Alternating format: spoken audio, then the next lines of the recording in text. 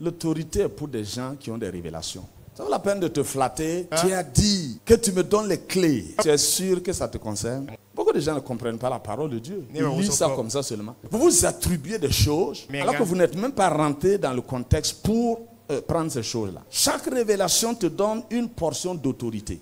Et c'est pourquoi les hommes de Dieu qui ont plus d'autorité, c'est ceux qui ont plus de révélations de la parole. Si toi, tu n'as pas de révélation de la parole de Dieu, tu as des titres, tu as des positions, les démons s'en foutent de toi. Il faut faire attention à les organisations des églises. Tu peux être président d'une dénomination, les démons s'en foutent de ta présidence. Mais pourtant, ils ont peur des gens que tu commandes. Parce que l'organisation du monde spirituel n'a rien à voir avec l'organisation du monde physique. Si Saül s'était amusé à affronter Goliath, c'est fini, il était mort. Mais c'est lui qui avait le commandement. Et comme il a laissé David partir, tout le monde a été délivré. Mais pourquoi David? C'est lui, il voit des choses que les autres ne voient pas. À cause de l'onction qui est sur sa vie. Tout le monde voit le lion, mais lui, il voit un chevron. Ça, c'est l'onction qui fait voir comme ça. Tout le monde voit Goliath comme une montagne, lui, il voit un oiseau.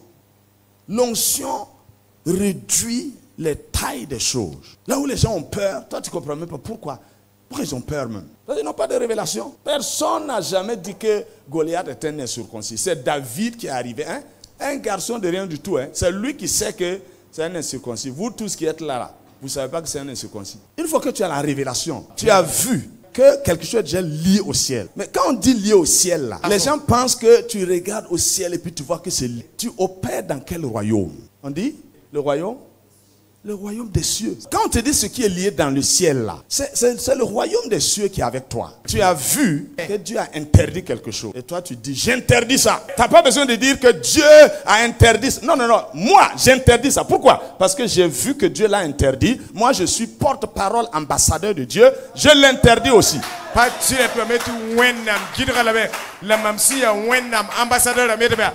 Faut pas conjuguer, faut pas réciter ça au hasard. Il faut voir, est-ce que toi tu vois les choses? C'est un devoir du ciel de te faire connaître ce qui se passe dans le ciel.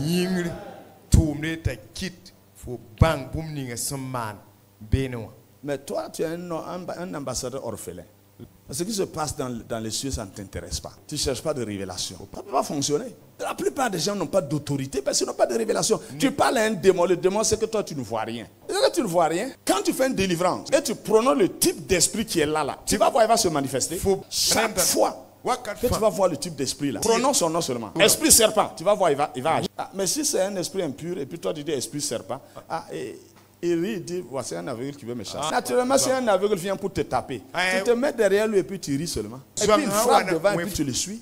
C'est pourquoi Paul a prié pour ces églises. Il se met à genoux, il prie. Que Dieu illumine les yeux de votre cœur. Que vous voyez. Si tu n'as pas de révélation, tu orientes ta vie comment? Et que dire du ministère si tu n'as pas de révélation? Quand on cherchait un terrain pour construire notre première église, un de mes pères spirituels m'a proposé un terrain à Benda Toira. Je suis en train de vous parler. Si je ne voyais pas, vous tous là, vous étiez assis à Benda Toira. Un aveugle ne peut conduire que des aveugles. Si tu vois quelqu'un suivre un aveugle, c'est que lui-même il est aveugle. Si tu vois là, tu ne peux pas suivre un aveugle. C'est toi qui vas lui dire non, non, non. Mais c'était une proposition intéressante. Ça ne coûtait pas grand-chose. Mais c'est par relation. On allait avoir ça facilement. Mais on a prié, on a dit à Dieu, attends, c'est où on doit se mettre. Dieu a dit, allez, de ce côté, la route de Pau. Moi, j'ai pris des éléments. On a pris la route. Et puis, au côté, chose là, le château d'eau de l'Onéa là. On est descendu là-bas et puis on a prié. Et Dieu nous a montré, côté gauche du goudron, le terrain est là-bas. Et il m'a montré un DVD. Il a dit, tu vois le DVD là? Il est petit comme ça. Mais les données qui sont dedans, c'est énorme. Il dit, je vais vous donner un terrain qui a un DVD. Parce que nous, on cherchait 20 hectares. On a dit au pire 10 hectares. Dieu m'a dit, non, c'est un DVD que je vais vous donner. On s'est retrouvé avec 1,5 hectare. Mais c'est suffisant. C'est un DVD. Le reste, ce n'est pas mon problème. Aujourd'hui, c'est une position stratégique. Il faut regarder tout ce qui est en train de se mettre tout. Imagine, toi, tu as de l'argent. Tu te lèves seulement, tu vas acheter un terrain pour construire une église. Et tu es étonné que ça ne marche pas. Ça ne peut pas marcher. Tu vas dire que ce que je lis sera lié. Non, non, non. Toi, tu as vu quoi pour lier. Donc tu vois, quand tu enlèves la révélation dans la vie d'un homme de Dieu, il est aveugle et orphelin. Si tu tombes entre les mains d'un aveugle et d'un orphelin, ta destinée est bafouée. C'est ça la réalité. Il faut ouvrir les yeux.